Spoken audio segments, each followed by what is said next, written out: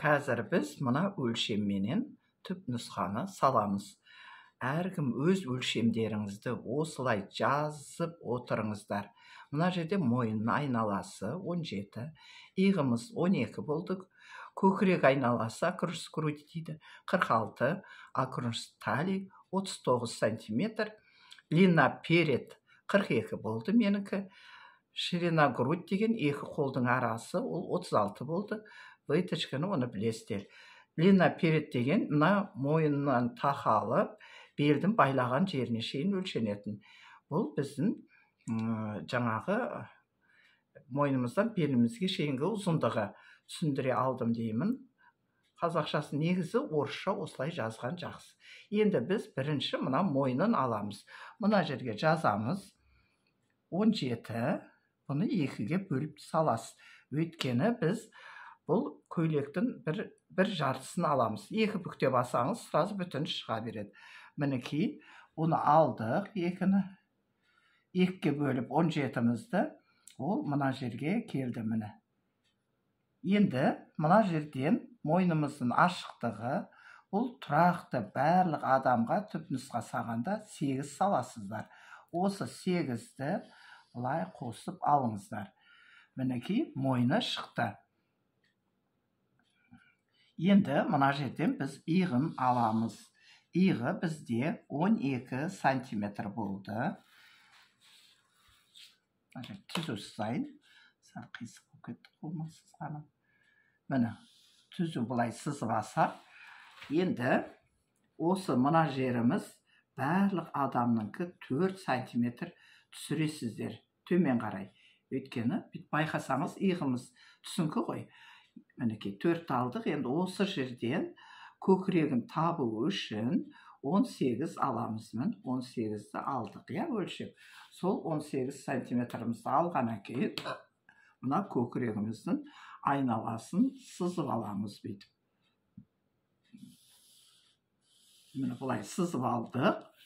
Енді бұл жерге көкірек айналасы бізде оғыға емшегіміз бар, көкірегіміздің айналасында емшегіміз бар. Алдыңғы жақта 3 сантиметр. Осыны бірінші қосып аласыздар да екіге бөлесіздер. Ол мынандай 46 сантиметр болды. Сіздер өз өлшемдеріңізді қоясыздар. И бұны екіге бөлесіздер. Міне біреулердікі 48, болмаса 49, 50 деген болады. Өз өлшеміңізді қойып отырыңыздар. Тек мыналары өзін тұрақ тұратыны. Мінекей осылай салып алдық. Енді қарап тұрсаңыз, осы жерге біз мына жақ қарай біз бұны түзу түсіре саламыз бүйтіп. Міне, бұлай түзу түсіреміз. Одан кейін мына бұрыштан біз бұлай сызып 3-ті салып аламыз. Сөйтіп мұнаның қақ ортасынан біз бұлай сызып аламыз бұны. Міне, сызып алдық.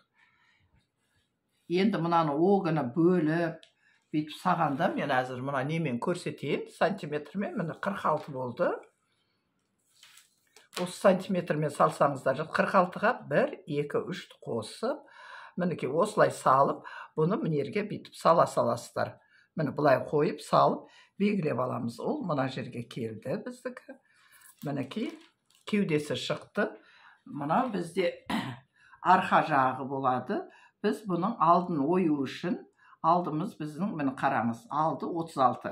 Бізде қазір мұна үлкенде болды.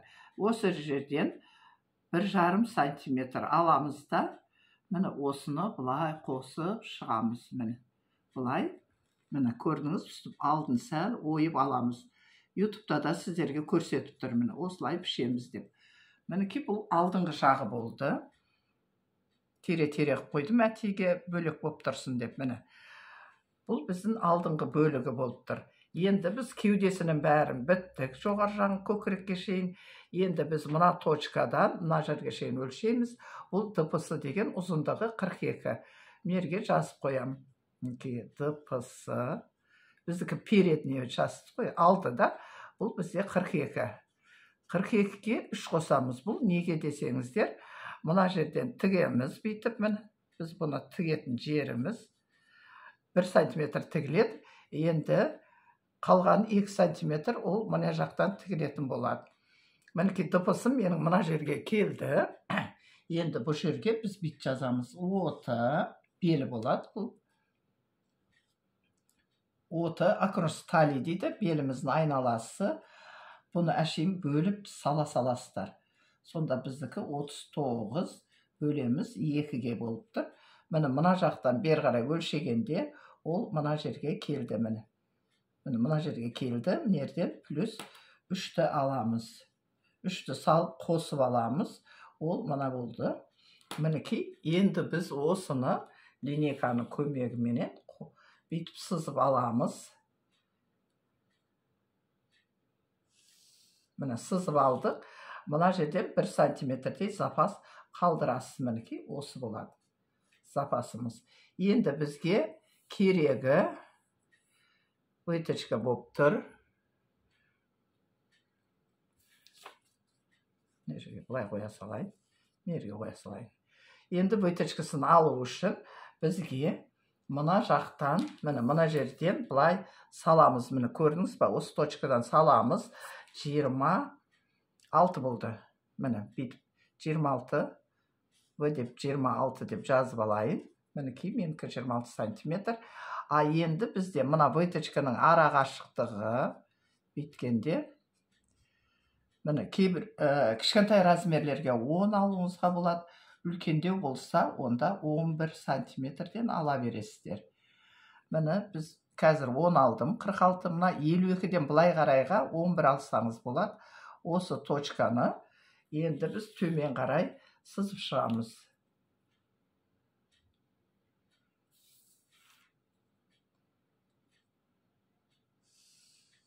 Міне, мына жерден 1,5 аламыз, мына жақтан да 1,5 сантиметр алып, мына жерден қосқан 3 сантиметрімізді осы жерден біз алып тастаған тіккен кезде бізде 39 сантиметріміз қалып отырады.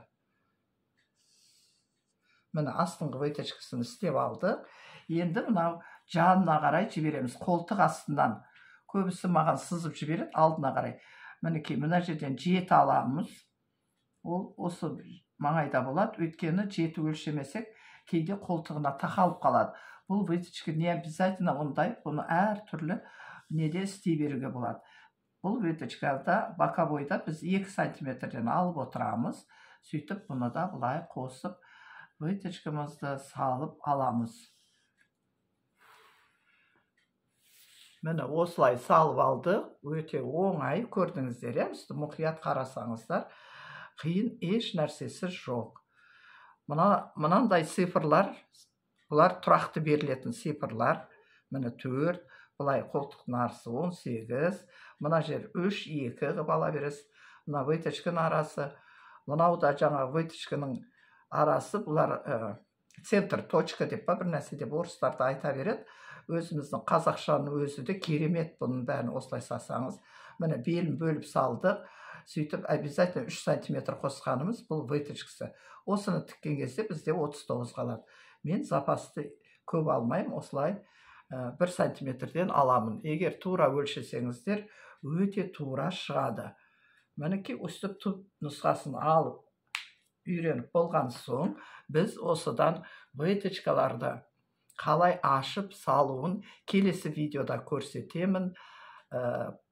Жаңағы подписать етіп алыңыздар, колокольчикті басыңыздар, комментария обязательно жазыңыздар, қыздар. Сіздердің сол комментарияңыз арқылы мен ары қарай сіздерге түсірілім жіберіп отырамын. Қалай пішу керек, қырқу керек, өзіңізге ұнаған неңізді комментарияға жазып отырыңыздар. Міне осылай түп нұсқаны қазір біз енді қырқып аламыз. Оны қырқу үшін бұл өте қарапайым, простой. Мінекей, обязательно мына тігісті мен қалдырып отырамын. Сіздер де солай қалдырып отырасыздар. Мінекей, мына жердегі тігісті де осылай қалдырып отырамыз. Мен әзір бүйтіп. Мінекей. Запас қалдырмайсыздар, тек сызық қалып тұрса болды. Мына біздің сызған сызығымыз лекалда или матамызда қалып отыру керек. Мінекей, енді мойнын солай қырқып аламыз, міне.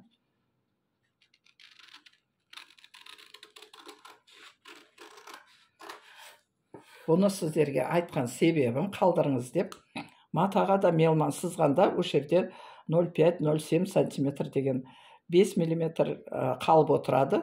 Ол бізге тігістерге кетіп, мына жер тура шығатын болады. Мінекей түп нұсқамыз біздің осы. Қазір біз осы лекал арқылы келесі видеода выточкаларын қалай ашып жабуларын мен сіздерге көрсетемін. Мұқият бірнеше рет қараңыздар, тоқтатып қараңыздар, түсінбеген жеріңізді сұраңыздар. Енді мен мына жерден мінекей мен мынаны артқы бөлігін алған екем. Қазір біз мына тере сызықпен алдыңғы бөлігін 1,5 сантиметр қып алдығы. Осыны қырқып тастаймыз алдын пішу үшін. Міне осылай. Міне көрсеңіз, мына үшімізде кішірейіп кетті. Міне бұл алдыңғы бөлігі болды.